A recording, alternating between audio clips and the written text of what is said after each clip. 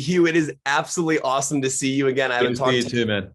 to you in a while. It's an honor to talk to you. I'm going to start off with this. There's a line in the trailer, which is also in the film. You're going on a journey through memory. And I know you're probably getting a ton of questions about memory today, but I was wondering if I were to ask you your first memory of wanting to become an actor, would you actually be able to know that specific memory the moment you were like, oh, I really, really want to become an actor? I was in a school concert. I'm probably 5 or 6, and I'm singing Camelot, and I'm in the choir. And at one point, I get pulled out, and I'm standing behind the curtain. So the choir in front of the curtain, and then I get put on a box, and they open up the curtain. And I sing the song, and I had a cardboard crown on my head, and as I'm singing, it fell, and I remember going, "This is a disaster." Then I hear all this laughter, and I remember going, "Oh, it's okay." And I thought, there's something so good about this business. Literally, you can turn anything into something positive. That's probably the beginning. That was probably the very first time I thought, oh, I like this.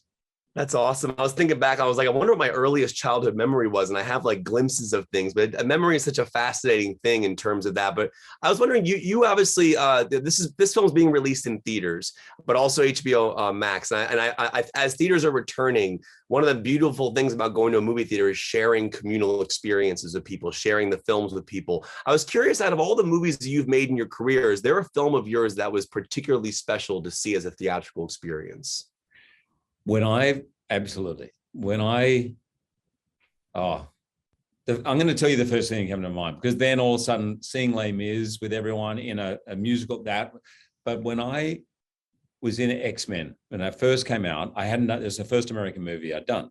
And so there, at the time, Tom Rothman said to me, make sure you go on Friday night at about a 10 p.m. or 11 p.m. screening. And I said, mate, I'm not really a night owl. He goes, I don't care. That's when you're going. I said, you mean just go in? He goes, sneak in the back, do whatever you got to do, put on a baseball cap and go in. So I went in. There was kind of pandemonium happening because they were adding extra things. And I was like, something's happened here. And no one really knew who I was. So I just went in. I sat in the back. There was no seats. I sat on the stairs at the back, and the guy just had me in there. And I could not believe it, because in Australia, we don't watch movies in the same way you watch them here. There's no screaming or yelling. When I came on, and I think I first headbutted some guy, the whole crowd was like, Wolverine. They said, whoa.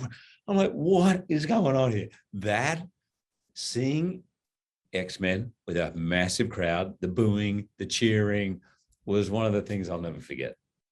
Hugh, you obviously mentioned Wolverine. I follow you on Instagram. I know you get asked all the time if you're going to return. That's not my question, but you did post a photo the other day from Boss Logic that had an awesome image of you with the claws and then a Kevin Feige picture. And I was just wondering, what did that mean? Anything? Because you know fans are going to see that and start questioning, and what would it take for you to do a movie again and have Ryan as Deadpool and you back as Wolverine? Boy, like, you sort of had me for a second, Kevin. And then you had to mention Double R. So you see, you've just taken the whole air's gone out of the room. Like, no. What's it going to take? Well, can we do, if you ask your question without Ryan Reynolds? All right, take Ryan out of it. Oh, Ryan's gone from the question. Ryan doesn't even exist. Who's Ryan Reynolds? No, yeah. I'm out. That was just fan art. It was just fan art. Oh, fan art. In an Australian accent, that sounds like it's fan art. Fan art, mate. Fan art.